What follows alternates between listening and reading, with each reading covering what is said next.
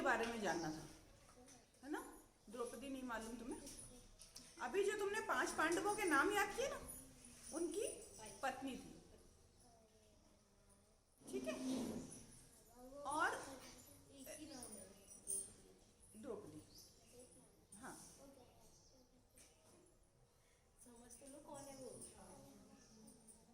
ठीक है।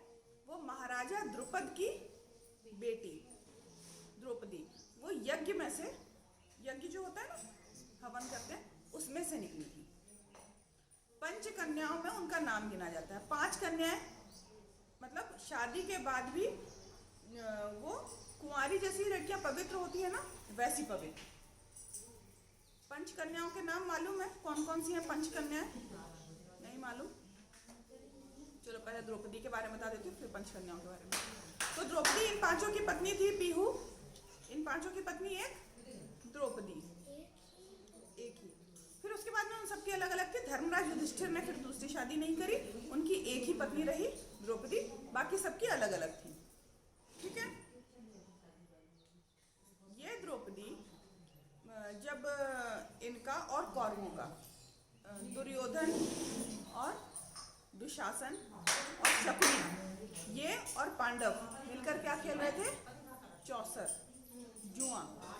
जब ये खेल रहे थे तो उसमें पांडव क्या हुए थे? वो द्रौपदी को हार गए थे।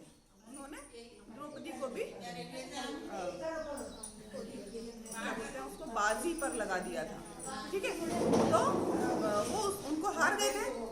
उसके बाद में दुर्योधन ने दुशासन को आदेश दिया था कि उसको बुलाकर लाओ, तो उसने मना कर दिया था कि मैं नहीं आ रही हूँ। वहाँ पर सभी बड़े बुजुर्ग बैठे, वहाँ पर मैं नहीं आऊँगी। तो फिर उसको आदेश दिया था कि तुम एक काम करो, उसको बालों से पकड़ कर घसीट कर लेकर आओ यहाँ सभा में, ठीक है। तो वो दुशासन लेकर आया था और उसके बाद में वहाँ पर उसकी द्रौपदी की बहुत बेइज्जती कर दी थी।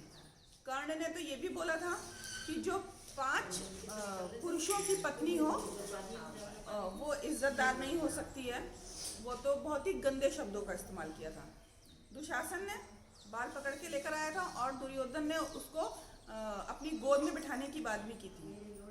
दुशासन ने से बोला था कि इनकी साड़ी खींच दो, चीरहरण करने का बोला था। दुशासन ने साड़ी खींची थी उसकी, और उसके बाद में कृष्ण भगवान आए थे जिन्होंने साड़ी बढ़ाई थी और साड़ी का ये लंबा ढेर लग गया था, लेकिन दुशासन थक गया था और कुछ नहीं बिगाड़ पाया था।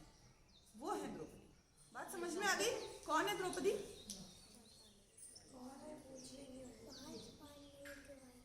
हाँ, पत्नी, ठीक है।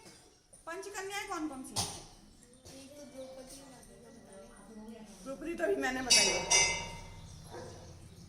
3 रामायण से, 2 महाभारत से।